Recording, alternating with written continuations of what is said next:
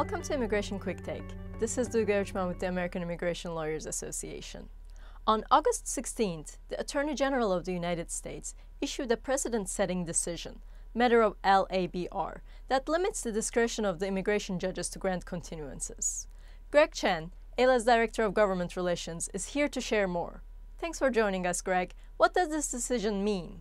The Attorney General's decision severely restricts immigration judges in their use of continuances in cases involving collateral matters.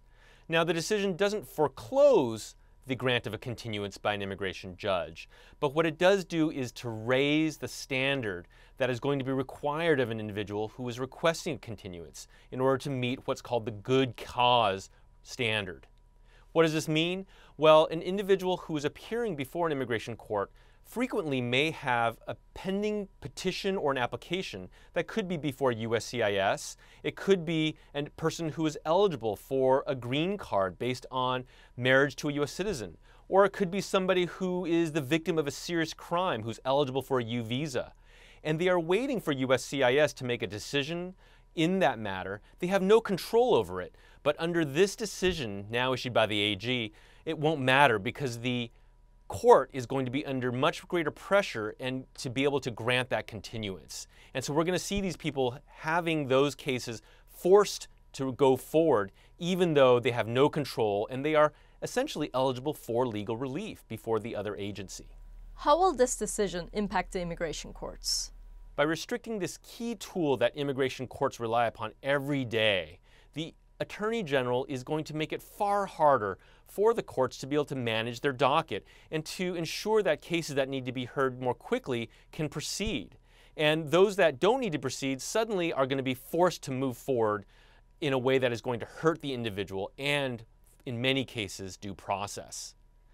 The overall problem here is that we are seeing another step taken that will erode the independence of the courts.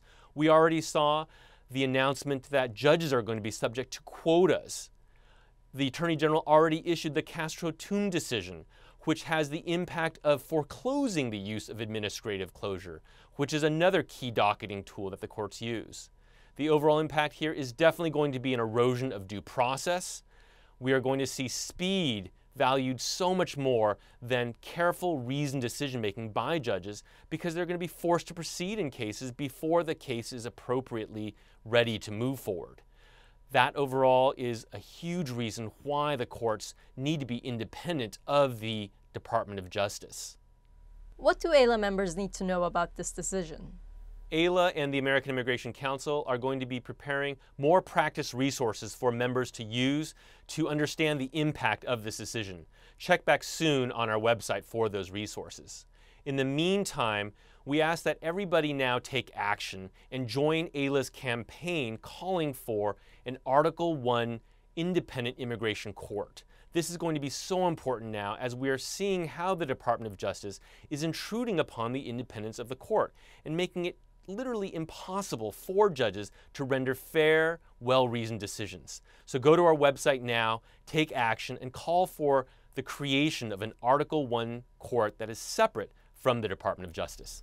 Thank you, Greg, for joining us. And all of you out there, please stay tuned for more updates from the American Immigration Lawyers Association.